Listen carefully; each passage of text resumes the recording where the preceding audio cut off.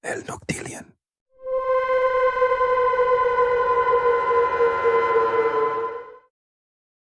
El fantasma de Kiev. Era el 24 de febrero de 2022 y en las primeras horas de la mañana, el cielo sobre Ucrania se tornó de un color gris plomizo. La paz que había reinado durante años se desvaneció cuando las fuerzas rusas cruzaron las fronteras del país. Kiev, la capital de Ucrania, se encontraba en su peor pesadilla, y el sonido de las bombas y los aviones de guerra rusos retumbaban como una sinfonía aterradora en los cielos. En ese caos, algo extraño comenzó a suceder. Un fenómeno insólito que desafiaría la lógica de los expertos, algo que pondría al borde de la cordura tanto a los soldados como a los civiles. En medio de la destrucción, comenzó a circular una historia que paralizó a todos aquellos que escucharon el relato. Se decía que un piloto ucraniano, sin miedo y con un dominio casi sobrenatural de su MiG-29, estaba derribando aviones rusos en pleno combate. Nadie sabía su nombre, su rostro o incluso si realmente existía, pero todos hablaban de él. Se le apodó el fantasma de Kiev. Y aunque muchos consideraban que era una táctica de propaganda para elevar la moral del pueblo y las tropas, pronto se hizo evidente que la historia del fantasma se estaba transformando en algo mucho más grande de lo que nadie podría haber anticipado. En los primeros días de la invasión, mientras los rusos avanzaban rápidamente hacia Kiev, los soldados ucranianos se vieron forzados a refugiarse en búnkers y a esconderse entre las ruinas de edificios antiguos. Sin embargo, a pesar del miedo que dominaba el ambiente, surgió una figura en el aire que desafió todas las expectativas.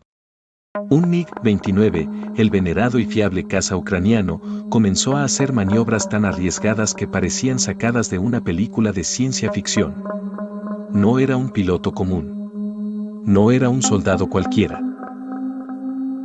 Los relatos de aquellos que fueron testigos de los primeros enfrentamientos cuentan cómo este piloto, a través de maniobras imposibles, derribó un avión de combate ruso tras otro. Pero lo más extraño era la rapidez con la que desaparecía de la vista. Nadie lograba alcanzarlo, ni siquiera los cazas rusos más rápidos. Se desvanecía entre las nubes con una velocidad inhumana. Algunos incluso aseguraban haber visto cómo su avión parecía desaparecer por completo, como si fuera un fantasma. Los soldados ucranianos lo mencionaban como si fuera una aparición, algo fuera de lo común, algo que no se podía explicar. Las leyendas comenzaron a alimentarse.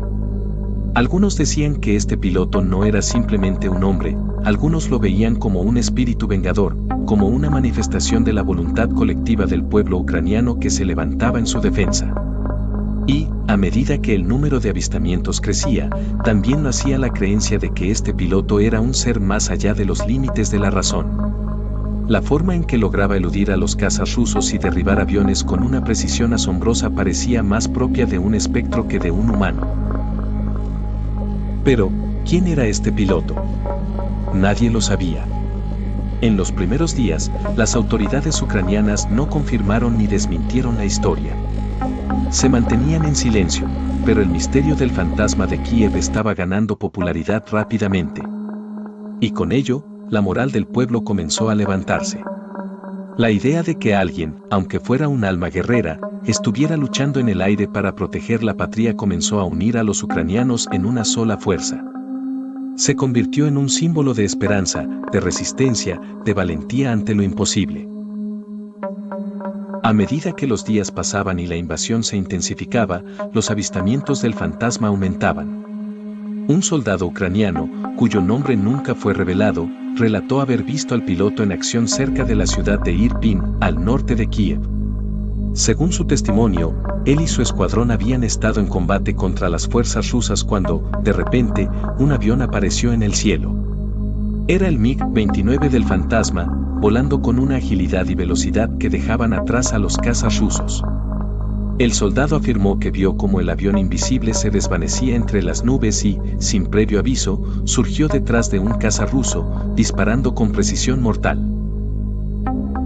El caza ruso, completamente desconcertado, intentó maniobrar para esquivar el ataque, pero era inútil. El fantasma de Kiev le había dado un golpe fatal. Lo curioso es que, tras el derribo, el MiG-29 desapareció de nuevo entre las nubes, dejando atrás solo el eco de las explosiones y el ruido del viento. No hubo una persecución, no hubo señales de lucha. El piloto parecía ser simplemente inalcanzable.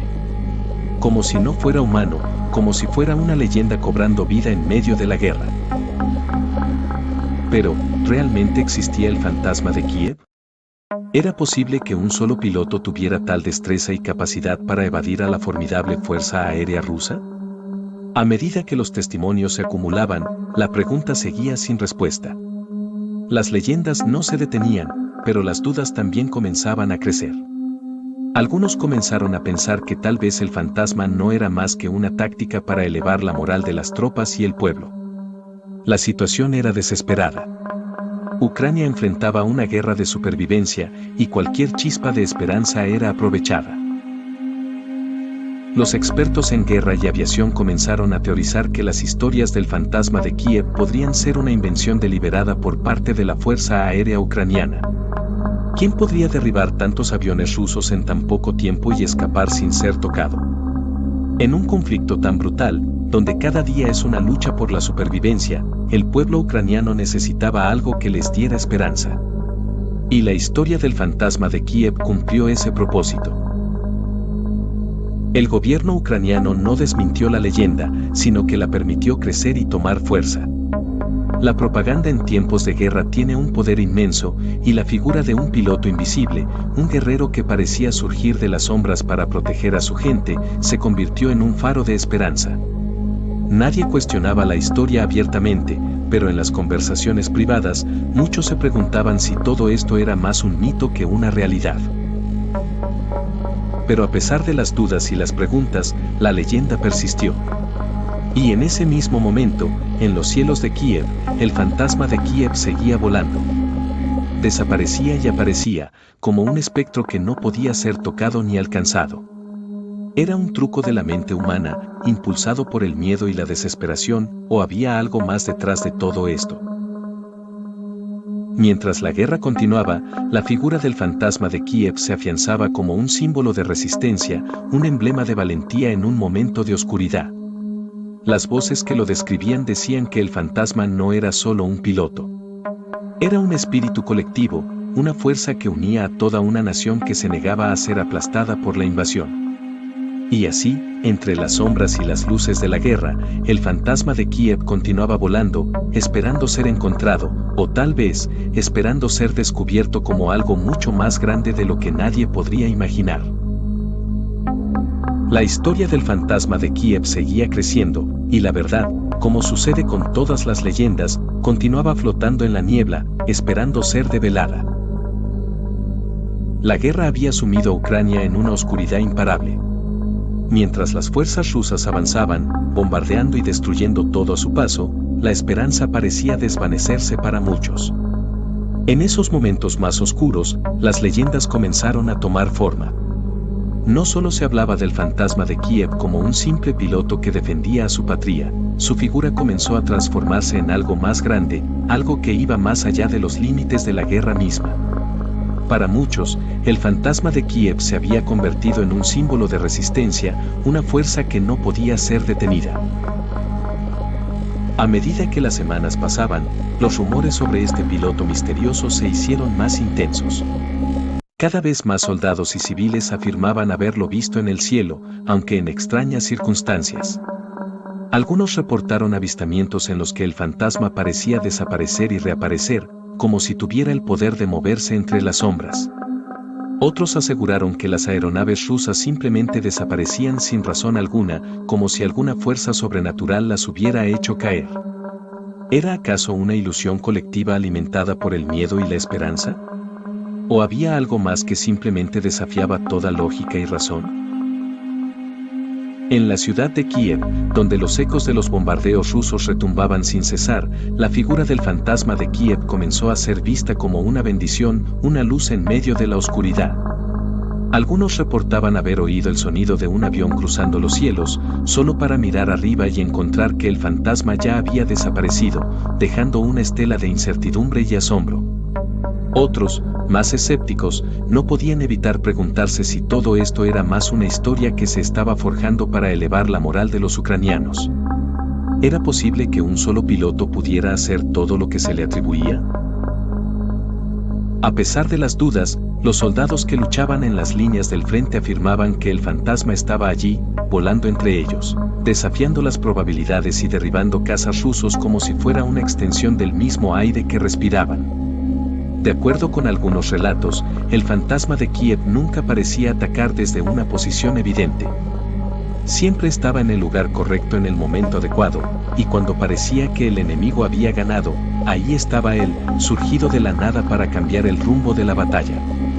El simbolismo de su presencia no solo los animaba a luchar, sino que les daba fuerzas para enfrentarse a un enemigo mucho más grande y mejor armado. El misterio de su identidad permanecía intacto. Nadie sabía quién era en realidad.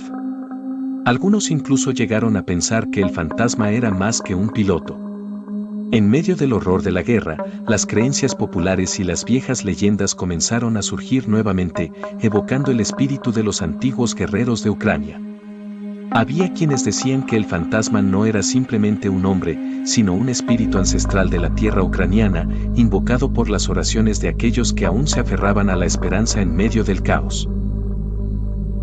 En las trincheras, rodeados por el constante sonido de las explosiones y el zumbido de los aviones rusos, algunos soldados afirmaron haber escuchado algo extraño en el aire. No era el ruido habitual de un avión de combate, ni siquiera el rugido ensordecedor de los misiles. Era un sonido más sutil, más como un susurro en el viento, algo que podía confundirse con el viento mismo, pero que transmitía una sensación de certeza y calma, algo que solo aquellos que luchaban con el alma podían escuchar. Se decía que era la presencia del fantasma de Kiev, que de alguna manera los guiaba en la batalla, protegiéndolos de los ataques rusos.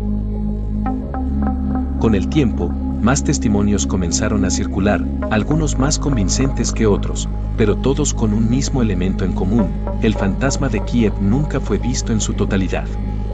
Había sido descrito como una silueta, una sombra que cruzaba el cielo en el momento exacto en que los soldados ucranianos más lo necesitaban. La pregunta que muchos se hacían era si de verdad se trataba de un piloto, o si el fantasma representaba algo mucho más profundo y poderoso.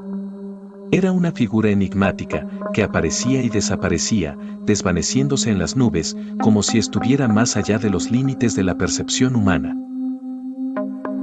Al mismo tiempo, la situación en el frente ucraniano empeoraba. Los ataques rusos eran cada vez más intensos y las fuerzas rusas parecían estar ganando terreno rápidamente. El fantasma de Kiev no era suficiente para detener la invasión por sí solo, pero su presencia parecía dar aliento a las tropas, como si todo el pueblo ucraniano estuviera siendo apoyado por este ser etéreo, luchando no solo contra un enemigo militar, sino contra la desesperación misma. Mientras tanto, el gobierno ucraniano no desmentía ni confirmaba oficialmente la existencia del fantasma de Kiev, pero la historia de este piloto comenzó a tomar una vida propia. A medida que se filtraban más relatos de soldados y civiles, la figura del fantasma comenzó a adquirir una fuerza simbólica.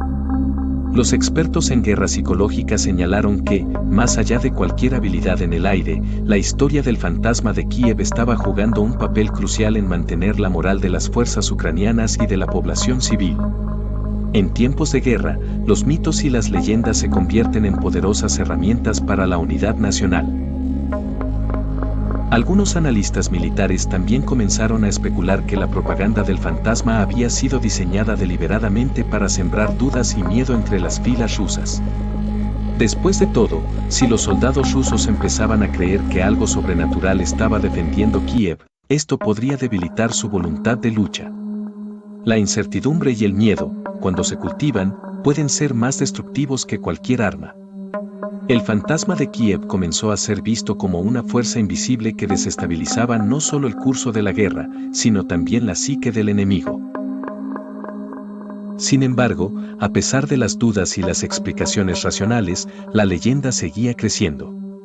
Y mientras los cielos sobre Kiev continuaban siendo un campo de batalla, las historias sobre el fantasma de Kiev no desaparecían. De hecho, muchos creían que la leyenda del fantasma estaba lejos de ser una invención y que, de alguna manera, el espíritu de la resistencia ucraniana seguía vivo en los cielos, guiando a sus pilotos y protegiendo a su gente.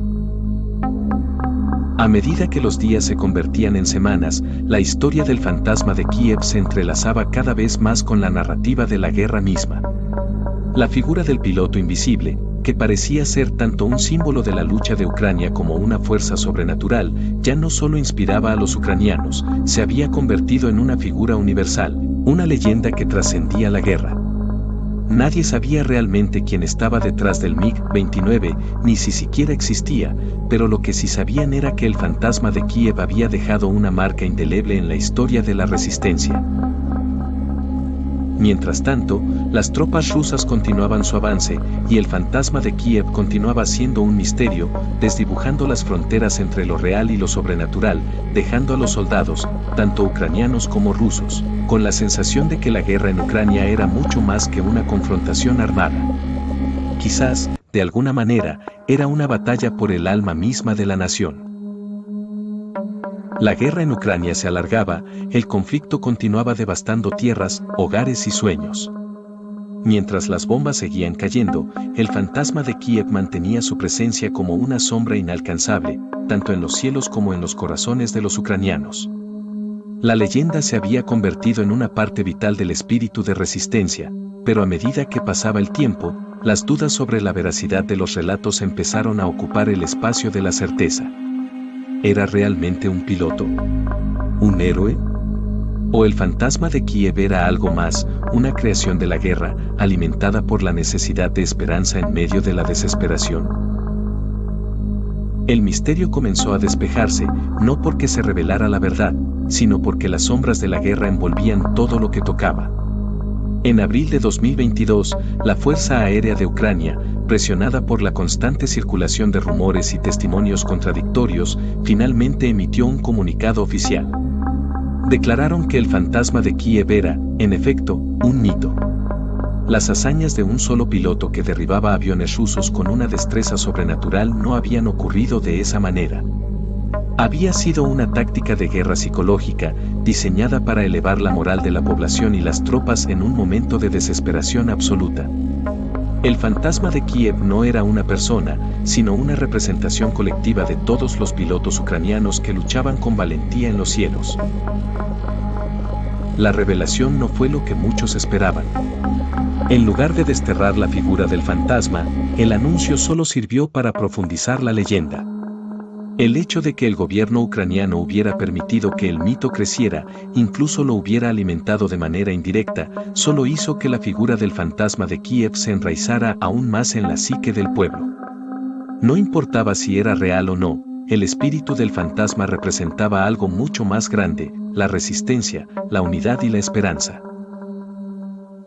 A pesar de la aclaración oficial, las historias del fantasma de Kiev continuaron circulando. La figura de un piloto invencible que surgía del vacío para salvar a su gente ya se había convertido en un ícono, no solo dentro de Ucrania, sino en el mundo entero. Las fuerzas rusas, sorprendidas por la tenacidad de los ucranianos, comenzaron a hablar del fantasma como una figura temida, una presencia que parecía burlarse de las reglas de la guerra. Aunque nunca hubo pruebas definitivas, las leyendas, alimentadas por el miedo, la esperanza y la desesperación, seguían alimentándose. Los soldados ucranianos seguían confiando en que, de alguna manera, el fantasma de Kiev estaba allí, guiándolos, protegiéndolos. En las noches más oscuras, cuando el ruido de los aviones rusos era ensordecedor y la sensación de impotencia se apoderaba de todos, algunos aseguraban que podían oír el sonido distante de un MiG-29 cortando el aire. Otros, más escépticos, decían que era una coincidencia, pero para los creyentes, el fantasma de Kiev era algo real, algo que estaba más allá de los límites de lo que la lógica podía comprender. Mientras tanto, los ciudadanos de Kiev, atrapados entre la brutalidad de la guerra y la magia de la leyenda, comenzaban a identificar en sus corazones la figura del fantasma. No era solo un piloto, era el alma de Ucrania, la representación de su resistencia, su esperanza de un futuro en el que su nación no fuera aplastada por la invasión rusa. Para ellos, el fantasma de Kiev se había convertido en un símbolo viviente de su lucha, algo que no podían dejar ir, incluso cuando la realidad parecía decirles lo contrario. En las ciudades y pueblos devastados por la guerra, los ucranianos comenzaron a pintar murales del fantasma de Kiev en las paredes de edificios, en los restos de fábricas bombardeadas y en las estaciones de tren.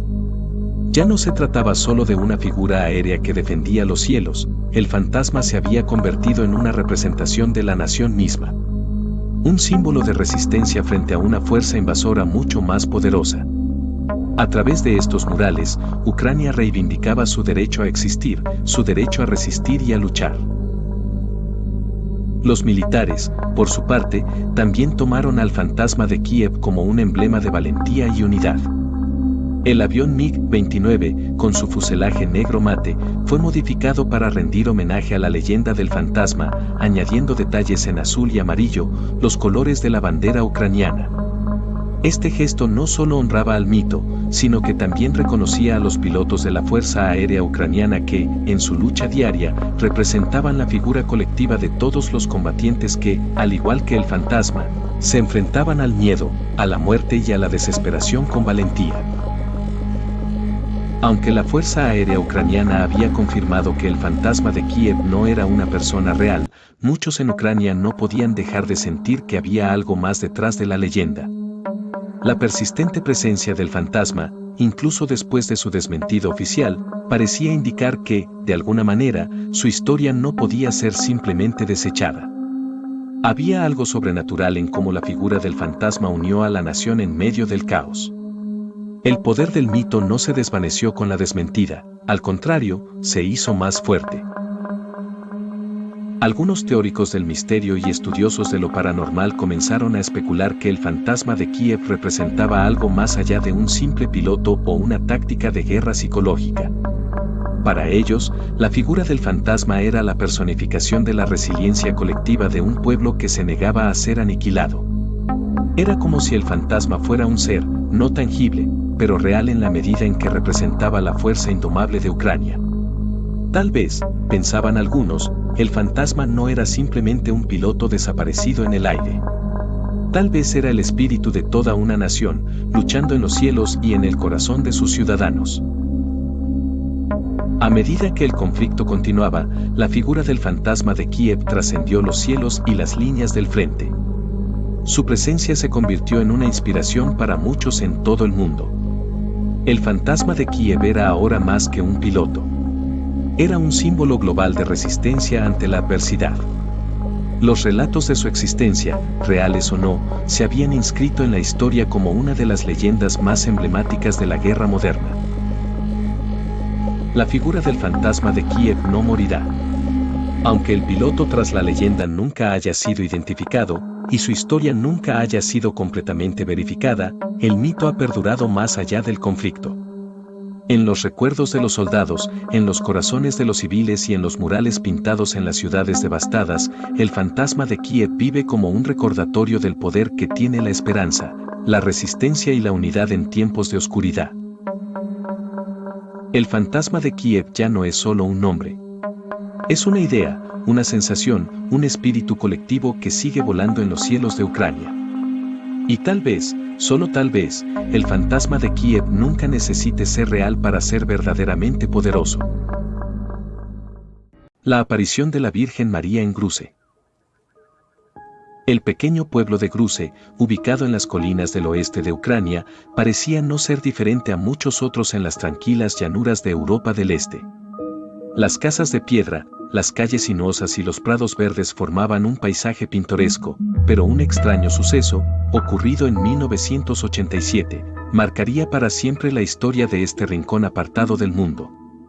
Lo que comenzó como una aparente visión inocente en una tarde común, se transformaría en un fenómeno que sacudiría a la comunidad religiosa y que seguiría siendo objeto de misterio y devoción durante años.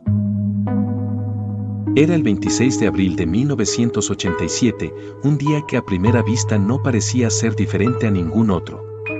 Las noticias del mundo exterior llegaban lentamente a las aldeas ucranianas, pero en Gruze, la rutina diaria de la vida campesina seguía su curso. Sin embargo, ese día algo extraordinario sucedió. María KYZYN, una niña de 12 años, caminaba cerca de la capilla local cuando vio algo que la hizo detenerse en seco. Un resplandor extraño surgió sobre la pequeña iglesia, como si una luz celestial se hubiera posado sobre el techo de la estructura. No era una luz común ni de algún reflejo, sino una radiación tan intensa y pura que parecía provenir de otro mundo. María, aún incrédula, se acercó a la capilla para investigar el fenómeno. Fue entonces cuando vio algo que nunca olvidaría. En la entrada de la iglesia, rodeada por una misteriosa luz, apareció una figura femenina. Era imponente y, al mismo tiempo, serena, con una presencia que parecía desafiar las leyes de la realidad. La figura estaba vestida con un manto de color negro, con una corona resplandeciente en la cabeza. En sus brazos, sostenía a un niño pequeño, cuya presencia parecía ser igualmente etérea. Sin embargo, la niña no estaba aterrada, más bien, una sensación de paz y reverencia la invadió mientras observaba la visión, que no parecía tener ninguna intención de desaparecer. Lo más asombroso de todo fue que la mujer no habló directamente, pero transmitió un mensaje a la joven María. La figura, que la niña reconoció al instante como la Virgen María, le pidió que comunicara un mensaje. El futuro de Ucrania y Rusia está entrelazado. El destino de ambos pueblos está por definirse y grandes pruebas se avecinan, fueron las palabras que, aunque no pronunciadas en voz alta, resonaron en la mente de la niña con una claridad asombrosa. María, atónita, regresó rápidamente a su hogar para contarle a su madre lo que había visto. Aunque al principio su madre no podía creer lo que su hija le decía, la historia fue corroborada por otros testigos que aseguraron haber visto la misma luz y la misma figura en la capilla. El rumor de la aparición se propagó rápidamente por el pueblo, y pronto, el lugar se convirtió en un centro de peregrinaje para aquellos que deseaban ver con sus propios ojos el fenómeno. Los habitantes de Gruze, profundamente religiosos, comenzaron a interpretar la aparición como un signo de que la Virgen María había decidido manifestarse para dar una advertencia a su pueblo. En los días siguientes, la presencia de la figura femenina continuó apareciendo, no solo en la capilla, sino también en las cercanías de la iglesia. A cada aparición, las personas se reunían en masa, buscando respuestas o simplemente tratando de comprender el significado de este evento. A menudo, la Virgen parecía transmitir mensajes similares, advirtiendo sobre las pruebas difíciles que se avecinaban para Ucrania, pero también transmitiendo un mensaje de esperanza: si la gente permanecía firme en su fe, las bendiciones de Dios serían con ellos. Los meses siguientes fueron marcados por una creciente devoción hacia la Virgen María de Gruze. Los peregrinos de todas partes comenzaron a llegar a la aldea, atraídos por la fama de las apariciones. Cada uno de ellos tenía una historia que contar, algunos afirmaban haber experimentado curaciones milagrosas, otros sentían una paz inexplicable tras rezar cerca de la capilla. La comunidad local, por su parte, se dividió entre los creyentes fervorosos que aceptaban las apariciones como una manifestación divina y aquellos más escépticos que consideraban que se trataba de una ilusión o incluso de un engaño. Los mensajes transmitidos por la Virgen, como mencionó María KYZYN, hablaban de un futuro sombrío para Ucrania y Rusia, donde las guerras y los conflictos marcarían el destino de ambos países. La Virgen también había hablado de una persecución espiritual que se cerniría sobre Ucrania, sugiriendo que las dificultades venideras no serían solo materiales, sino profundamente espirituales. El pueblo ucraniano, en su mayoría católico o devoto seguidor de la Iglesia Ortodoxa, interpretaba estos mensajes de manera diferente. Algunos veían en ellos una advertencia sobre el control del régimen soviético en su tierra, mientras que otros los asociaban con las tensiones históricas entre Ucrania y Rusia. De una u otra forma, las palabras de la Virgen comenzaron a resonar en un contexto político y social ya tenso. La década de 1980 fue un periodo turbulento para la Unión Soviética, y en Ucrania, el deseo de independencia y una identidad cultural más fuerte estaba en auge.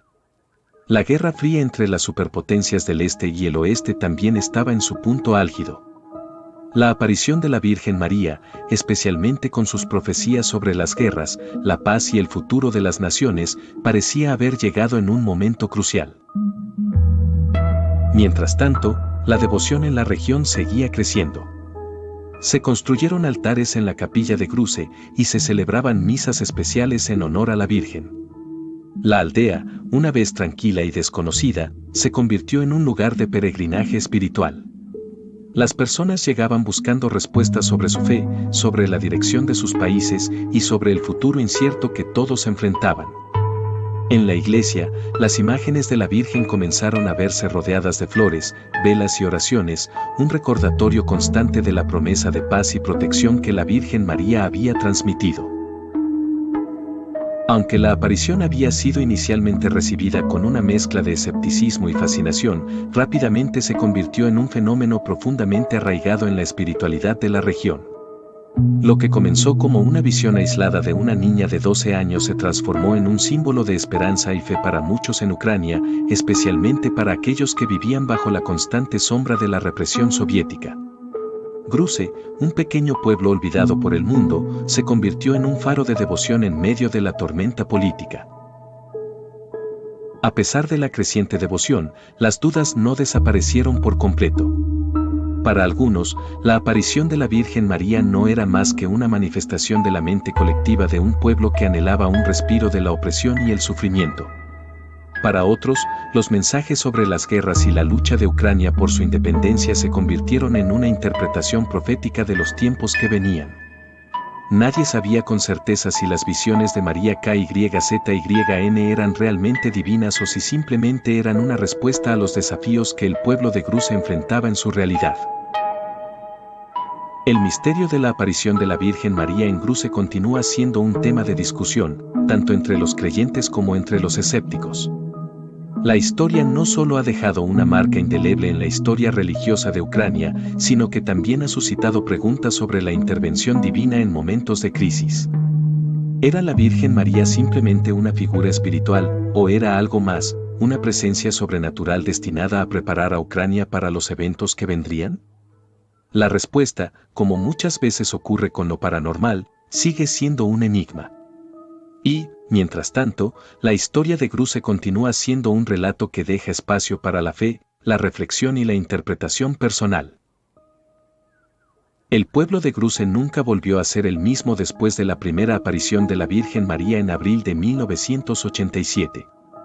Lo que comenzó como la visión de una niña de 12 años, María KYZYN, pronto se convirtió en un fenómeno que atrajo a miles de fieles, curiosos y escépticos por igual. Pero lo más inquietante de estas apariciones no era solo la manifestación de una figura celestial, sino los mensajes que transmitía. Mientras los habitantes del pueblo se reunían en torno a la capilla donde había aparecido la Virgen, los testimonios se multiplicaban. Muchas personas afirmaban haber visto la misma luz celestial que María describió aquella primera vez. Otros decían haber sentido una presencia inexplicable mientras rezaban en el lugar, como si una fuerza invisible los envolviera en un abrazo de paz. Pero lo más impactante fueron los mensajes que comenzaron a surgir. A medida que la noticia de la aparición se extendía, más personas llegaban a Gruze con la esperanza de recibir una señal. Y no fueron defraudadas. La Virgen no solo se manifestaba en la capilla, sino que, según los relatos, también aparecía en los campos, en los caminos del pueblo e incluso en los hogares de algunos creyentes. Los mensajes que transmitía variaban, pero todos compartían un tema en común, una advertencia sobre el futuro. La Virgen hablaba de tiempos difíciles que estaban por venir, mencionando guerras, hambre y persecuciones contra la fe cristiana. Uno de los mensajes más impactantes que se le atribuyó decía: Rusia extenderá su sombra sobre el mundo y la fe será puesta a prueba. Pero aquellos que permanezcan fieles serán protegidos. Ucrania sufrirá, pero la verdad prevalecerá. Para muchos, esto parecía una referencia directa a la influencia soviética sobre Ucrania. La Virgen también hizo referencia a la Iglesia, afirmando que sufriría divisiones y que habría intentos de destruir la fe de los creyentes. Pero lo que más aterrorizó a quienes escuchaban sus palabras fueron sus advertencias sobre la guerra. Vendrán tiempos oscuros. Habrá destrucción y sangre en esta tierra. Pero después de la tormenta, vendrá la luz. Los más devotos interpretaron esto como una predicción de conflictos futuros entre Rusia y Ucrania, algo que, en aquel momento, parecía difícil de imaginar. En 1987, la Unión Soviética aún existía y Ucrania formaba parte de ella. Sin embargo, solo unos años después, en 1991, la independencia de Ucrania se convirtió en realidad. Mientras los mensajes de la Virgen se esparcían, comenzaron a surgir informes de milagros en Gruzia. Personas que sufrían enfermedades incurables afirmaban haber sanado tras visitar la capilla donde había aparecido la Virgen. Uno de los casos más impactantes fue el de un hombre llamado Petro, un campesino que había estado paralizado de las piernas durante más de una década. Su familia lo llevó hasta la capilla con la esperanza de que al menos encontrara consuelo en la oración. Pero lo que ocurrió esa noche dejó a todos sin palabras. Mientras Petro rezaba frente a la capilla, sintió un calor intenso recorrer su cuerpo. Su piel se erizó y, por primera vez en años, sintió un leve hormigueo en sus piernas. Su esposa, que estaba a su lado, gritó al verlo tratar de ponerse de pie. En cuestión de minutos, Petro, el hombre que había llegado cargado por sus familiares, se levantó y dio sus primeros pasos en años. El rumor del milagro se extendió rápidamente y más personas comenzaron a llegar a la capilla con la esperanza de recibir sanaciones similares. Pronto, el lugar se convirtió en un punto de peregrinación, con miles de fieles llegando cada semana. Los sacerdotes de la región, al principio escépticos, comenzaron a tomar las apariciones más en serio. Algunos incluso testificaron haber visto la luz celestial con sus propios ojos. Pero no todos estaban convencidos. A pesar del fervor religioso que se había apoderado de Gruzia, no todos creían en las apariciones. Algunos decían que las visiones eran meros productos de la histeria colectiva o incluso un intento de la Iglesia por recuperar influencia en tiempos de cambios políticos. Pero quienes más temían estas apariciones no eran los escépticos comunes, sino las autoridades soviéticas. La Unión Soviética mantenía una postura estrictamente atea, y cualquier manifestación religiosa no autorizada era vista como una amenaza para el Estado. Cuando los informes sobre la Virgen de Gruzia llegaron a oídos del gobierno, las autoridades tomaron medidas. Agentes de la KGB fueron enviados al pueblo para vigilar de cerca lo que ocurría. Hubo intentos de dispersar a las multitudes y desacreditar los testimonios de los testigos. Sin embargo, mientras más intentaban suprimir el fenómeno, más crecía la devoción. Para los creyentes, la represión era una señal de que la Virgen estaba en lo cierto, la fe estaba siendo perseguida, justo como ella había advertido. Incluso con la presencia de agentes de seguridad, los fieles continuaban acudiendo a la capilla. Muchos desafiaban el miedo a represalias con tal de presenciar lo que consideraban una manifestación divina. Pero entonces, algo aún más extraño ocurrió. El 13 de octubre de 1987, 6 meses después de la primera aparición de la Virgen, ocurrió un evento que quedaría grabado en la historia de Gruzia. Ese día, cientos de personas se habían reunido frente a la capilla para rezar. Había tensión en el aire, ya que los rumores sobre la vigilancia de la KGB habían comenzado a circular. De repente, mientras el sol comenzaba a ponerse, un resplandor apareció en el cielo. Al principio, muchos pensaron que era un truco del sol reflejándose en las nubes. Pero entonces, la luz comenzó a intensificarse y a tomar una forma definida. Decenas de testigos afirmaron que, en lo alto del cielo, se formó la silueta de una mujer con un manto negro y una corona resplandeciente. El silencio se apoderó de la multitud. Algunos cayeron de rodillas, otros lloraron y otros simplemente se quedaron congelados ante la visión. Pero lo más impresionante fue que la figura permaneció visible por varios minutos. No fue una aparición fugaz, sino algo que cientos de personas pudieron ver con sus propios ojos. Incluso aquellos que antes dudaban quedaron sin palabras. Este evento reforzó la creencia de que algo verdaderamente divino estaba ocurriendo en Gruze. Pero también intensificó el temor de que las autoridades tomaran medidas más drásticas para silenciar lo que estaba ocurriendo. El misterio de la Virgen de Gruze solo se hacía más profundo. ¿Era esto una advertencia celestial? ¿Un milagro real? ¿O acaso un mensaje de algo aún más grande que estaba por venir? Lo que nadie podía negar era que algo extraordinario estaba sucediendo. Y lo peor, o lo mejor, aún estaba por venir. El resplandor en el cielo aquella noche de octubre de 1987 había dejado a los habitantes de Gruze en un estado de asombro y temor reverencial. Para cientos de testigos, no quedaba ninguna duda, la Virgen María había manifestado su presencia en el cielo, confirmando sus advertencias y bendiciones. Pero si el mensaje era una advertencia para Ucrania y el mundo, ¿qué significaba exactamente? A medida que la noticia de la aparición masiva se propagaba más allá del pequeño pueblo, la tensión también aumentaba. Mientras los creyentes veían en ello un milagro, las autoridades soviéticas lo consideraban un desafío a su poder. Gruze se convirtió en un punto de conflicto entre la fe y el Estado. Pero lo más inquietante fue lo que ocurrió después. Días después de la aparición en el cielo, María KYZYN, la niña que había sido la primera en presenciar la visión de la Virgen, tuvo otra experiencia sobrenatural. Esta vez, la Virgen no solo se le presentó con su manto oscuro y su corona brillante, sino que habló de manera más clara y directa que nunca.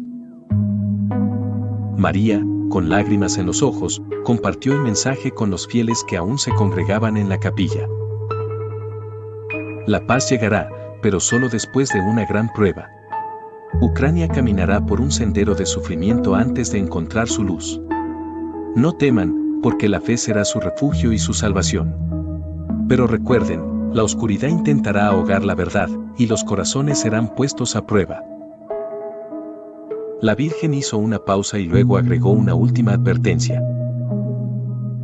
Una gran traición vendrá del este, y con ella, el eco de la guerra. Cuando los hermanos se levanten unos contra otros, será la señal de que la profecía se ha cumplido. Las palabras resonaron como un trueno entre los presentes. ¿Qué significaba la gran traición del este?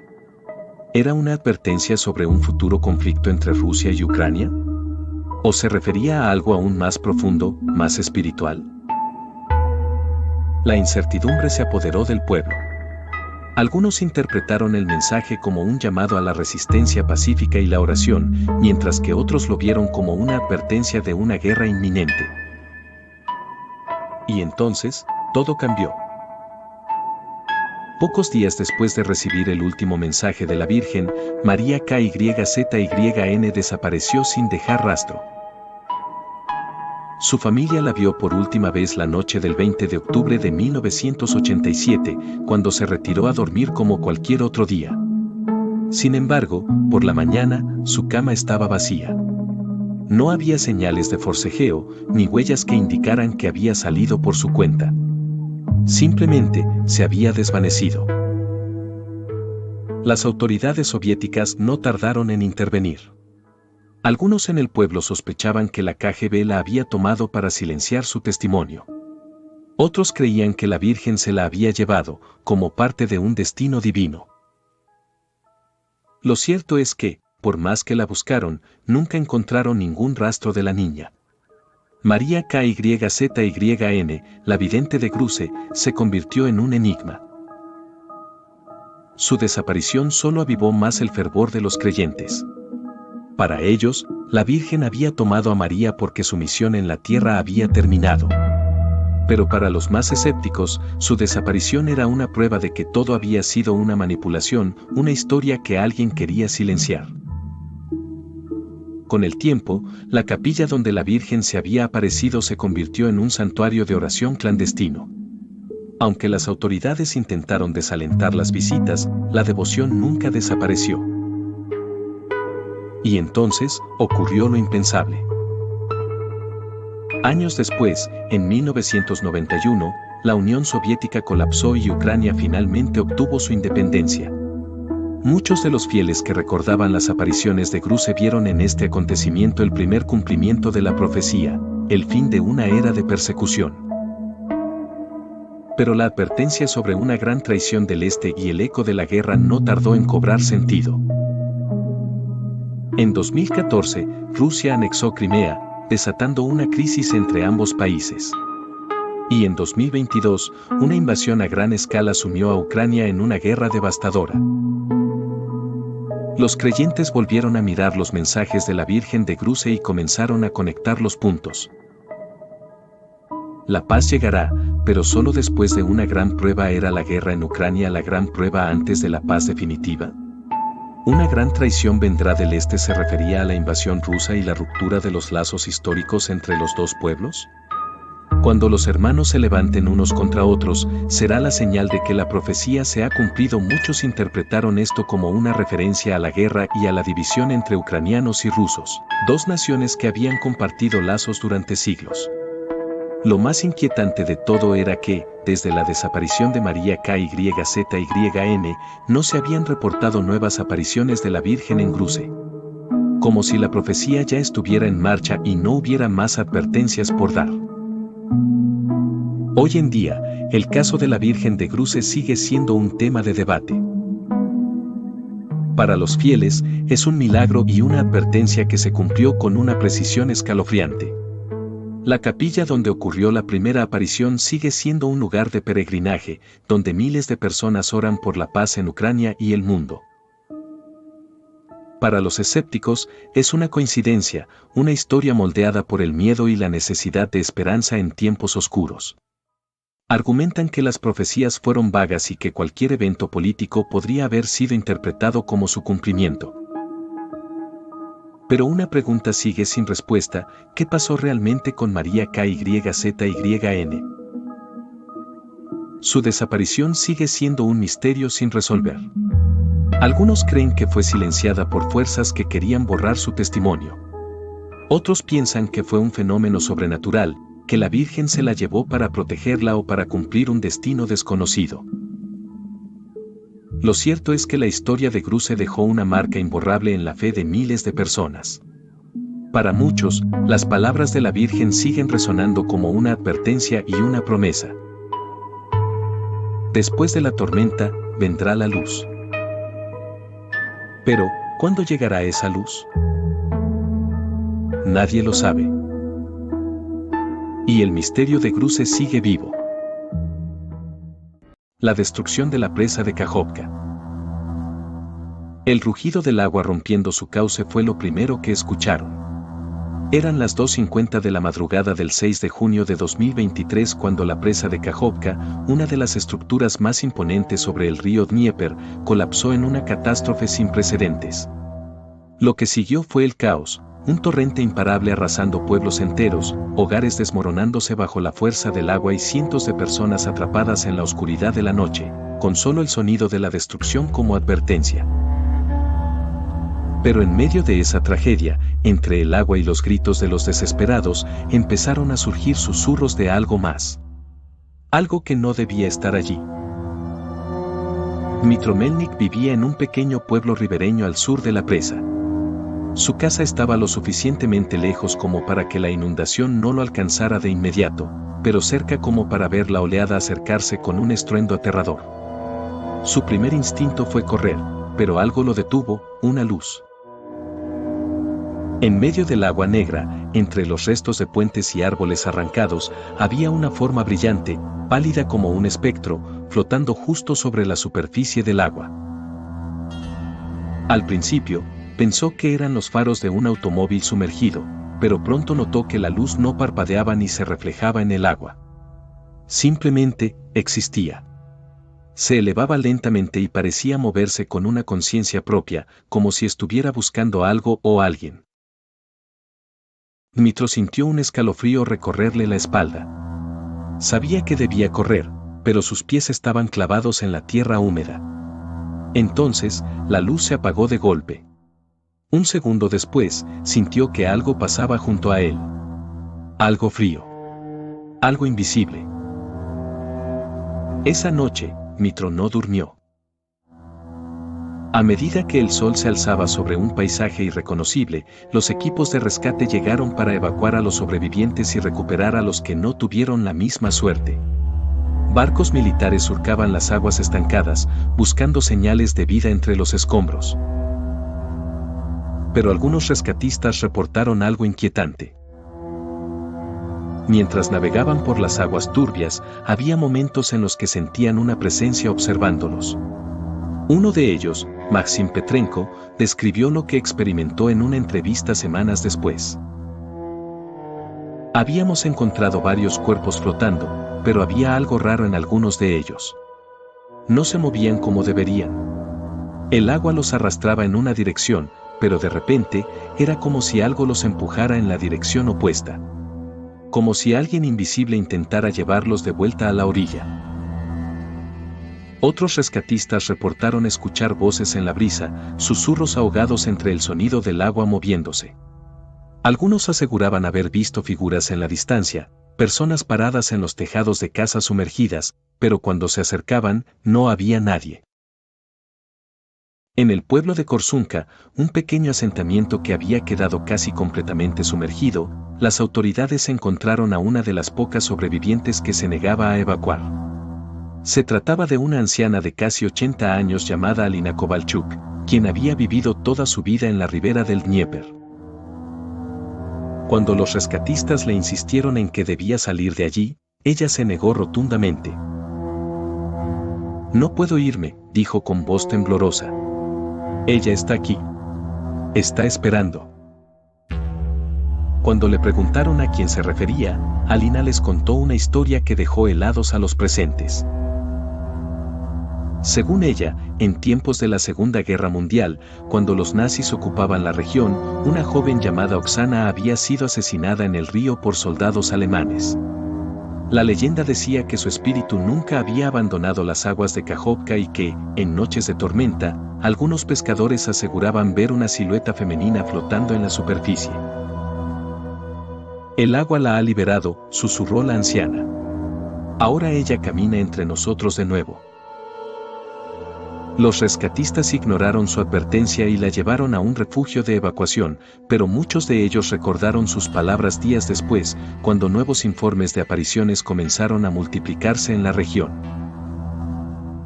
Pocos días después del colapso de la presa, un video comenzó a circular en redes sociales. Había sido grabado por un voluntario que estaba documentando los rescates nocturnos y mostraba la vista de un callejón inundado en la ciudad de Nova Kajovka. A simple vista, no había nada extraño. Solo escombros flotando y la luz de una linterna iluminando el agua. Pero cuando el voluntario revisó la grabación más tarde, notó algo que lo dejó sin aliento. Por un breve momento, en el reflejo del agua, se veía claramente la silueta de una mujer vestida de blanco, de pie en la orilla, pero cuando la cámara se movía hacia ese punto, no había nadie. El video se volvió viral rápidamente, con miles de personas asegurando que se trataba del espíritu de Oksana o de alguna otra alma atrapada en la tragedia. Otros argumentaban que podía haber sido un efecto óptico, una ilusión causada por el reflejo de la linterna. Pero lo que más inquietó a los espectadores fue lo que se escuchaba en el audio. Justo antes de que terminara el video, un susurro casi imperceptible emergía del fondo del sonido estático. Dos palabras, apenas audibles, pero aterradoramente claras. No corras. El agua lo devoró todo. Calles enteras se convirtieron en ríos turbios, las casas quedaron sumergidas hasta sus tejados y los árboles resistían apenas como esqueletos entre el lodo. Pero en medio del desastre, los sobrevivientes no solo hablaban de la devastación, sino de las cosas extrañas que veían en el agua. Los rumores crecían con cada día que pasaba. ¿Qué eran esas luces pálidas que algunos aseguraban haber visto flotando en la superficie? ¿Por qué ciertos cuerpos parecían moverse contra la corriente, como si una fuerza invisible los guiara? Y lo más inquietante de todo, ¿De dónde venían las voces que algunos juraban escuchar al caer la noche? Oleksandr Kravchenko, un voluntario de rescate, estaba convencido de que el estrés extremo estaba jugando con la mente de la gente. La tragedia afectaba a todos, y no era raro que los sobrevivientes imaginaran cosas. Eso pensó, hasta que lo vivió en carne propia. Era una noche sin luna, y él estaba patrullando con su equipo en una lancha improvisada por las calles inundadas de Nova Kajovka. El único sonido era el motor del bote y el ocasional crujido de algún escombro chocando contra el casco.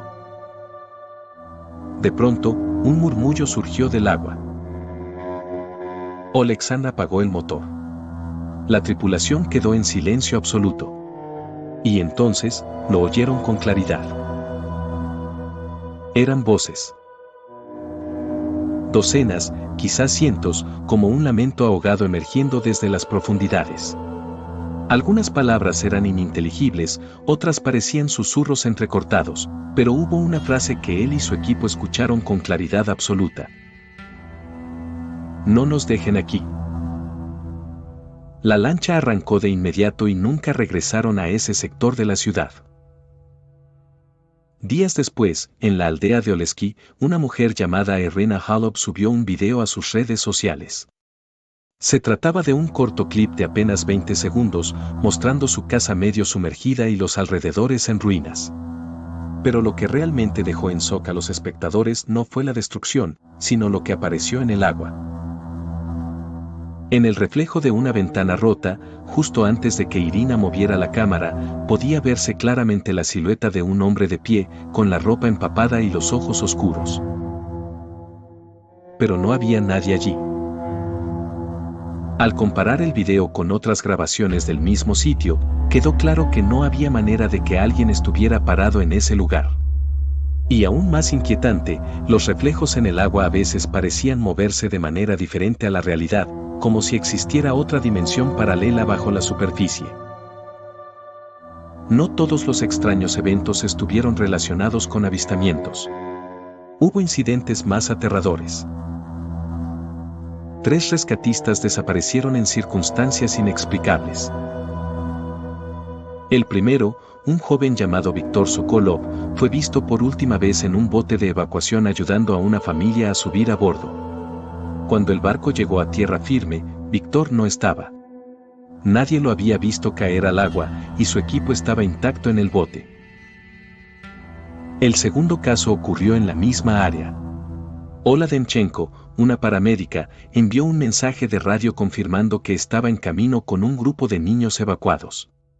Pero cuando llegaron al refugio, Ola había desaparecido. Los niños estaban aterrorizados y decían que las manos la agarraron. El tercer caso fue el más perturbador. Andriy Lukashenko era un buzo experimentado, parte de una brigada que buscaba sobrevivientes atrapados en sótanos inundados. En una transmisión en vivo para coordinar con su equipo, se escuchó claramente cuando dijo: «Hay algo aquí abajo. Algo grande». Esas fueron sus últimas palabras. Su cuerpo nunca fue encontrado. Conforme más historias surgían, la gente comenzó a buscar respuestas en el pasado. Y no tardaron en encontrarlas. Los ancianos de la región recordaban viejas leyendas sobre el río Dnieper y la zona de Kajovka. Historias que hablaban de almas atrapadas en el agua, de espíritus que nunca encontraron descanso y de sombras que arrastraban a los incautos hacia las profundidades. Uno de los relatos más antiguos era el de los guardias del agua, supuestas entidades que protegían el cauce del río y castigaban a quienes perturbaban su paz. Algunos creían que la catástrofe había despertado a estos seres y que ahora reclamaban las almas de aquellos que murieron en la inundación. Pero había una historia aún más aterradora. En la Segunda Guerra Mundial, cuando los soviéticos destruyeron otra presa en el Dnieper para frenar el avance nazi, miles de personas murieron en la inundación.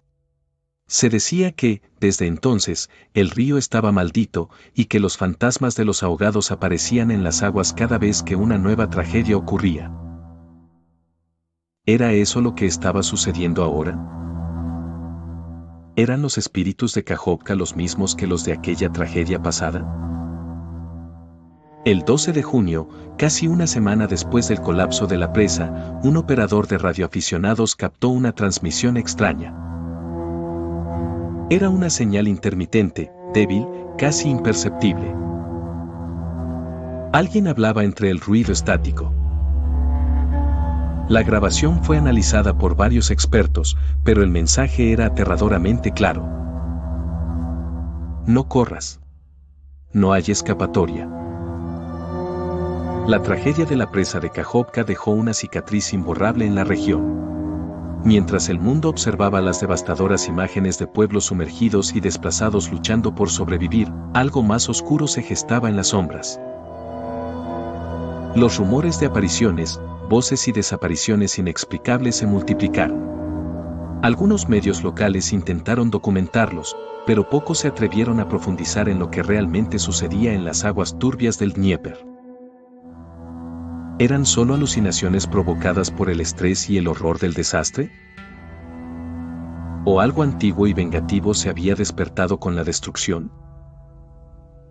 El 14 de junio, un grupo de buzos militares fue enviado a inspeccionar los restos de la presa. Su misión era evaluar la infraestructura y determinar si existía riesgo de nuevos colapsos. Solo 2 de los 6 buzos regresaron a la superficie. Los sobrevivientes estaban en estado de shock. Se negaban a hablar y cuando finalmente lo hicieron, su testimonio fue desconcertante. No estábamos solos ahí abajo, dijo uno de ellos, temblando. Había algo más, algo que nos observaba. El otro buzo no pudo describir lo que vieron. Solo repetía la misma frase una y otra vez. Ojos en el agua. Ojos en el agua. El informe oficial sobre la misión nunca fue publicado. Algunos creen que el gobierno lo ocultó para evitar el pánico. Otros piensan que lo que encontraron en las profundidades nunca debió ser revelado. Otro evento desconcertante ocurrió en un refugio de evacuados en Jersón. Los voluntarios realizaban un conteo de las personas rescatadas cuando notaron algo extraño. Había 2 individuos en la lista que nadie recordaba haber traído. Una anciana y un niño pequeño.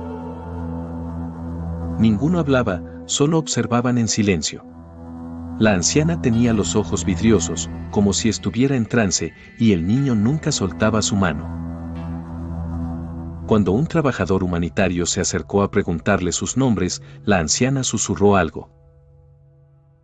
La corriente nos trajo de vuelta. Horas después, cuando intentaron ubicarlos nuevamente, habían desaparecido sin dejar rastro. Nadie recordaba haberlos visto salir. Las historias de Kajovka comenzaron a adquirir un tono más siniestro cuando los pobladores de la zona recordaron otra vieja leyenda, la maldición de los ahogados.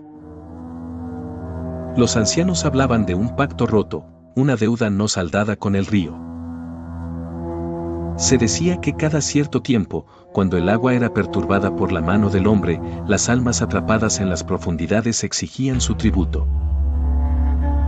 Algunos afirmaban que la destrucción de la presa no había sido un simple acto de guerra, sino un evento predicho hace décadas por los monjes de un antiguo monasterio que quedó sumergido bajo el Dnieper. El agua se alzará y traerá consigo a los que fueron olvidados, decía un fragmento de un viejo manuscrito rescatado de las ruinas de la iglesia de Gruze. Nadie lo había tomado en serio. Hasta ahora. El 21 de junio, un grupo de periodistas locales intentó realizar un documental sobre los eventos paranormales reportados en la zona.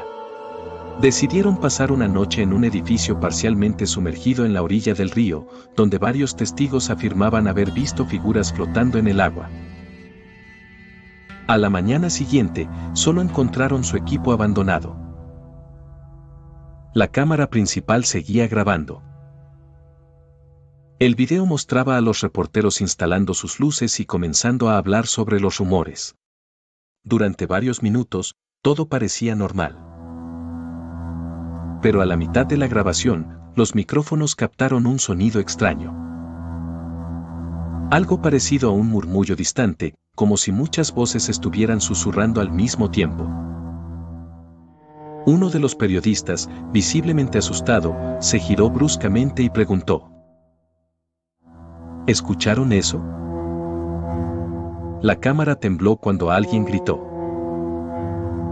Luego, el agua en el fondo del cuadro comenzó a moverse, como si algo grande estuviera emergiendo.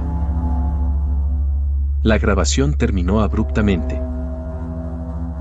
Los periodistas nunca fueron encontrados. Semanas después, los rumores disminuyeron. La reconstrucción comenzó y la atención mediática se desplazó a otros conflictos. Pero aquellos que vivieron la tragedia no olvidaron. Algunos de los rescatistas que trabajaron en la zona aseguraron que, cada vez que pasaban cerca del río, sentían que alguien los observaba. Otros afirmaban que los cuerpos recuperados en la inundación tenían expresiones extrañas en sus rostros, como si hubieran visto algo aterrador justo antes de morir. Y luego estaba el último testimonio registrado. Un pescador que navegaba por las aguas de Kajovka al atardecer escuchó un sonido débil proveniente de las ruinas de la presa. Al principio, pensó que era el viento. Pero cuando prestó atención, su corazón se detuvo. Era una voz. Un susurro saliendo del agua. Decía solo 2 palabras. No corras. Esta historia llega a su fin, pero la oscuridad, el misterio, eso nunca termina. Si quieres seguir explorando todo aquello que nos intentan ocultar, dale like y suscríbete para formar parte de esta comunidad. Nos vemos en la próxima historia.